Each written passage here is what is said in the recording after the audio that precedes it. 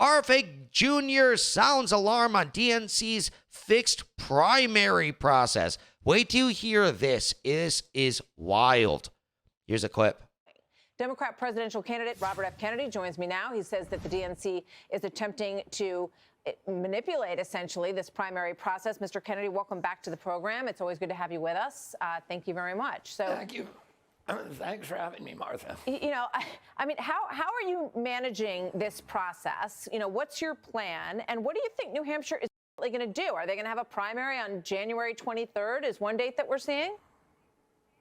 It's a good question. I mean, the DNC has been very public, although its charter requires it to be neutral in presidential campaigns.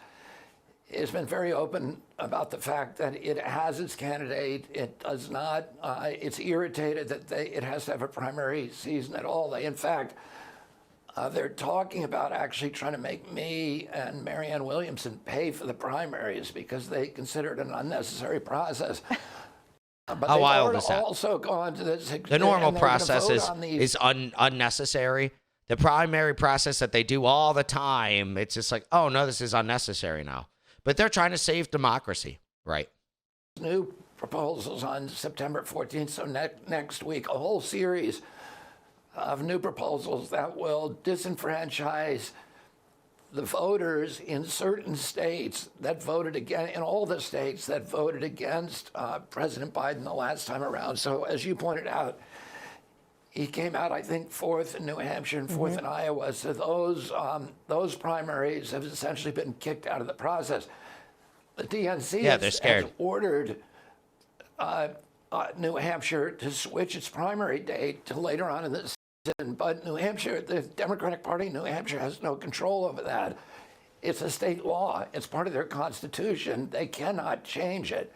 So they basically, the White House has made a decision. We are just going to disenfranchise them. Not only that, they're considering a new proposal. So if I go into New Hampshire and I go into Iowa, which I have, if I set foot in the state, they now have a rule that no voter who votes for me in the state, that their vote will be counted. Any delegate that I win will go to President Biden instead. They're trying to now change the rules to make it even broader by saying that any candidate, which is me, that goes into New Hampshire, that any vote that they get in Georgia will not be counted, and any delegate they win and vote in Georgia will not be counted. They've also they've provided for President Biden this giant loophole, which allows him to raise $750,000 per donor when I am restricted under the FEC rules to $6,600. And in that way, they've raised almost, my understanding is that they now have about $2 billion. Wow. But they've used a lot of other machinations to make sure that nobody can run against the president. This obviously sounds extremely unfair, and it also is getting weird because now you have people like Jim Carville and others who are sort of appear to be hankering around for another candidate or suggesting the potential that maybe Joe Biden, with terrible poll numbers, should not be the candidate. And yet, even CNN is turning on him. In the Democrat hierarchy, based on everything you're saying and the things that are spoken about in the media, it's like they don't think you exist. Watch this from The View just the other day, just yesterday. Watch this. The Republican campaigns are sucking up all of the oxygen because there is an actual primary, whereas the Democrats don't have one. Yeah. Republican candidates are spending. Should have one? The Democrats? No, because there's nobody running against Biden. So I mean, who is he going to? I guess the question is, who's he going to debate with? You know, Casper the Friendly Ghost. I mean, what do you think when you hear this conversation? It's surreal. My polling numbers are better than Ron DeSantis. He's right. Or any other candidate except for Biden and Trump. But I'm, even when they talk about me on the DNC channels on CNN and MSNBC, they always refer to me. My first name is long shot candidate, whereas everybody else has a candidacy that is taken seriously. And that's when they're being nice. I'm not allowed. Like any Republican. I'm not allowed come on. Like every candidate in the Republican primary, let's be honest, has way less of a chance of beating Trump than RFK Jr. does of beating Joe Biden. I could actually see that happening. No one's going to beat Trump. Come on. CNN or MSNBC at all, and all of the Republican candidates can go on there. Jake Tapper has said publicly he will not do a town hall for me, even though he's done them with Nikki Haley and with Ron DeSantis. So it's surreal. Yeah. It's remarkable, especially when you look at some of this polling, because CNN's own poll, speaking of CNN, shows that 67% of Democrats say that they want another candidate. And in fact, 82% of that number say they don't even care who it is. They just want it to be someone other than Joe Biden. So there you are, sort of waving your arms going, hey, what about me? And they refuse to talk to you. You say that they call you long shot. When they don't call you long shot, they call you conspiracy theorists. So, there appears to be a very coordinated effort against your candidacy. So how do you break through that? I mean, what's your strategy? How do you break through that? It's a good question. Well, I mean, the way I break through it is what I'm doing. As I said, my favorability numbers are now better, far better than President Trump's or President Biden's. So the strategy that we're employing is actually You haven't been president, working, though, and that so. is to do a lot of long-form interviews. It's not as important, but I see what he's saying. Podcasts to That is come good. on this network, which does allow me on. You guys have been very, very generous. And to go anywhere that I can and talk to people. And when I talk to Democrats, we have a huge conversion rate.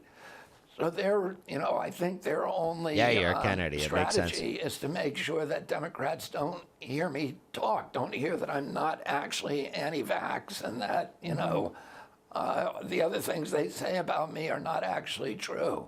All right. So you are in South Carolina. You said you're going to a football game. You're holding a rally there. I know you feel that you can have a strong showing in South Carolina as well. It'll be very interesting to see what they decide to do in New Hampshire. And I suppose there's a possibility that you could be on the ballot, and Marianne Williamson, I assume, would also be on that ballot, but Joe Biden would not be on that ballot. So I need a quick answer, sir, if you can. But is that your hope that, if that's the situation, you can go out of New Hampshire and say, I won New Hampshire?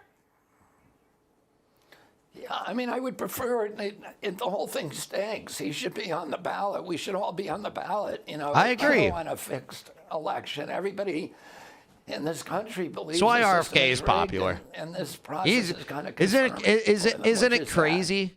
Isn't it crazy? Like, all you have to do to be popular is just want a normal American process now, and that raises you up in the polls to third of all candidates from what he's saying. Like that, how wild is that? That is nuts. All you have to do is be normal, and then it's just like, okay, you're in third in the. That shows how normal people just want just some sense of normalcy. That's all they want.